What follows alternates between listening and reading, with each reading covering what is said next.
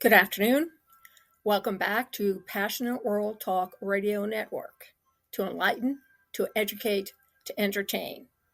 On today's episode of Lest We Forget Historical, we are going to do a mini-series about vice presidents, their roles, how they're chosen, the Constitution, all that great stuff, because let's face it, nobody really knows or understands how vice presidents are really chosen. And despite the fact that things pretty much go according to schedule, there are some things that cannot happen. For example, this morning I was reading an article about the fact that the president and the vice president cannot come from the same state.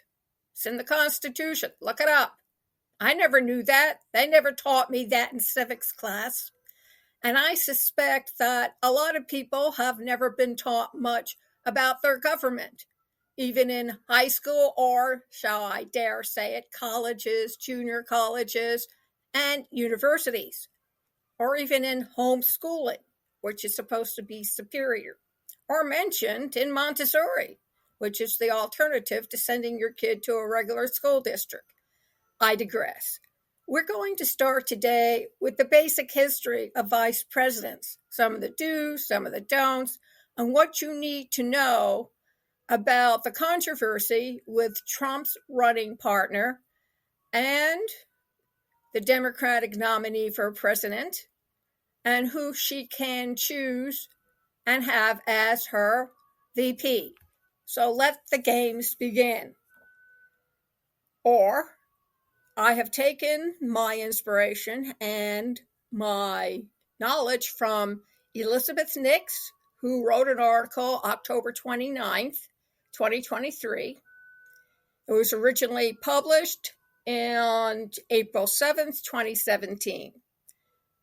Title, 9 Things You Should Know About the Vice Presidency, and always hesitated to ask for various and sundry reasons. Number 1. The job used to go to the person who accumulated the most votes, coming in second to the President of the United States. The people who put the Constitution together and wrote it up set up a system by which presidents were chosen by the members of an electoral college, and each elector got to vote for 2 people.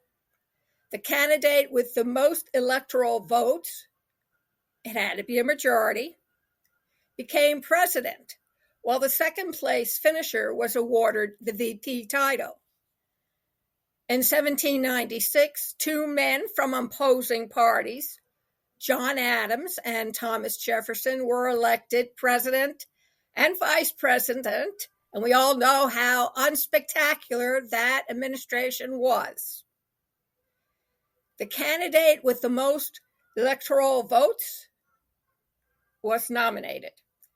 However, the flaws in this particular system continued to be exposed in 1800, when Jefferson and his party's preferred choice was Aaron Burr, the infamous Aaron Burr.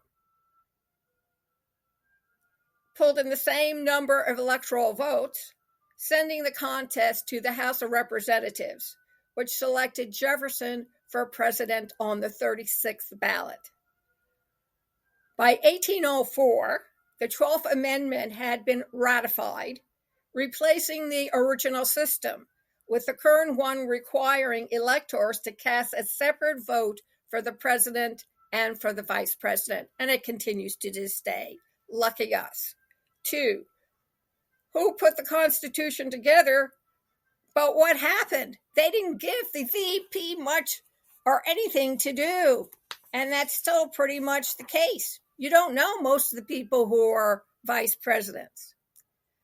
So in addition to assuming the presidency of the United States, and if it becomes vacant, the Constitution gives the vice president 2 main responsibilities, one of which is to serve as president of the Senate and to break tie votes.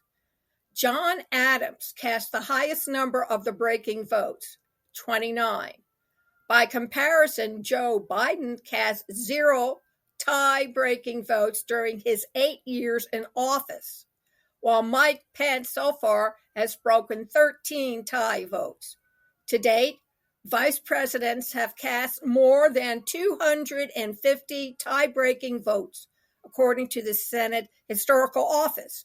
Following a presidential election, the Veep's other constitutional duty is to oversee the formal counting of electoral college votes before a joint session of Congress.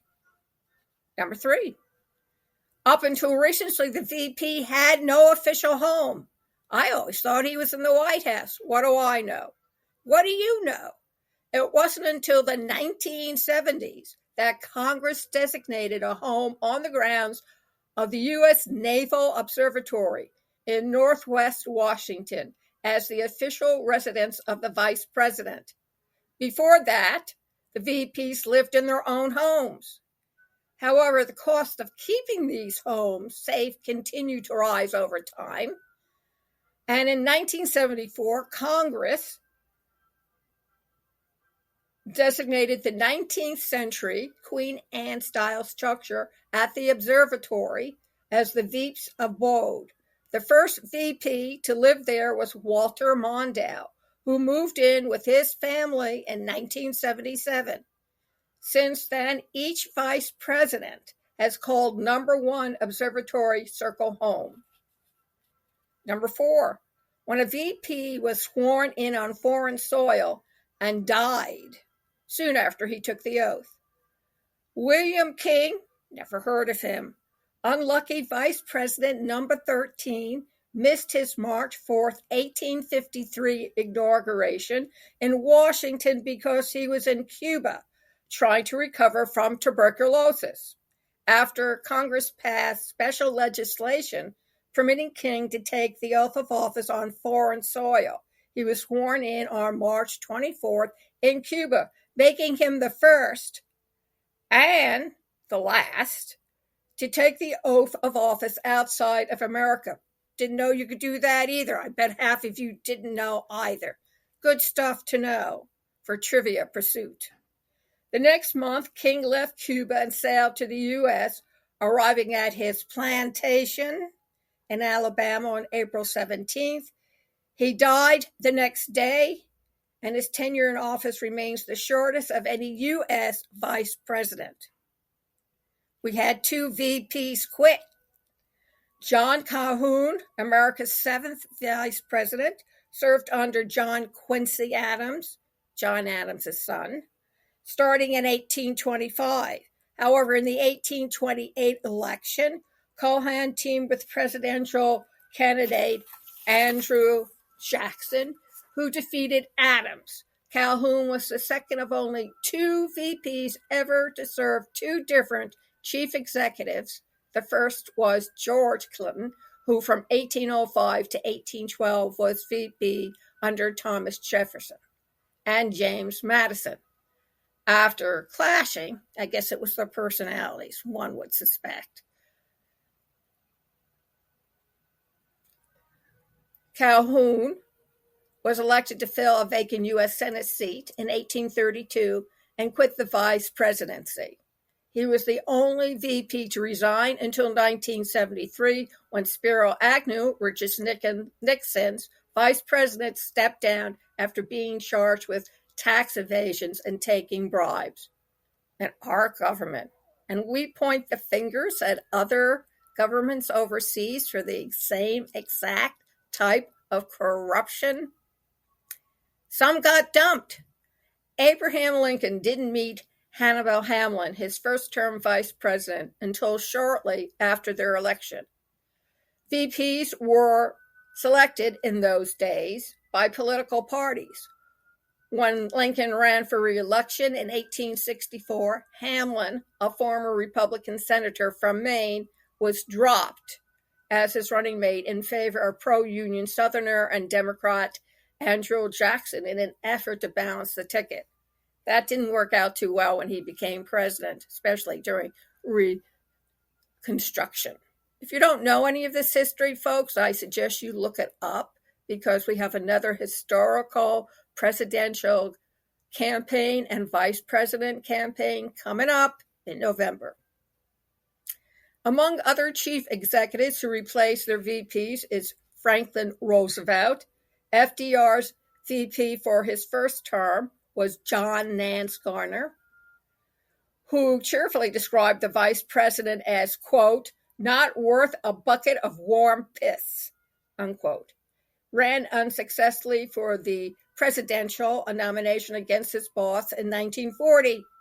Henry Wallace was FDR's third-term VP, but was ditched for Harry Truman when the president ran for a fourth term.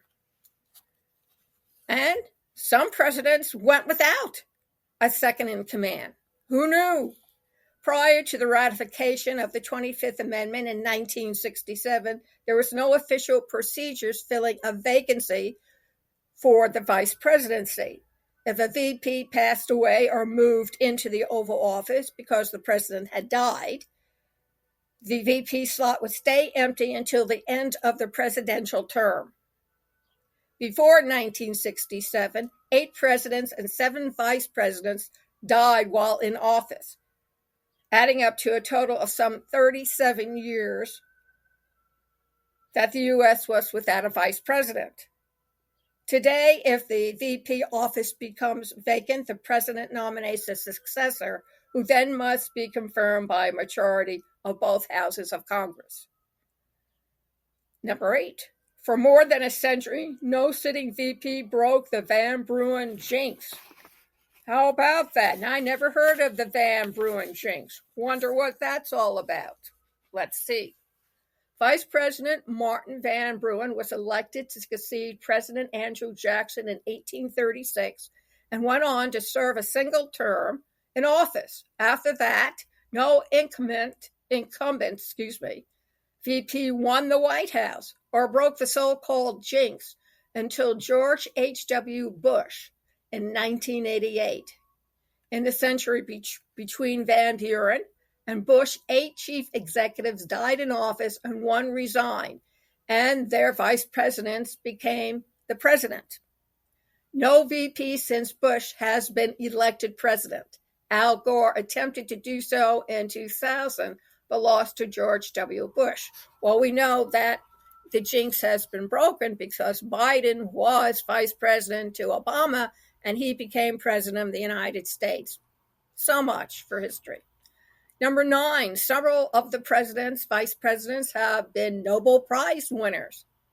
Charles Dawes, who served under Calvin Coolidge from 1925 to 1929, was awarded the Nobel Peace Prize for 1925 for his work on what became known as the Dawes Plan, reparation payment plan for Germany following World War I.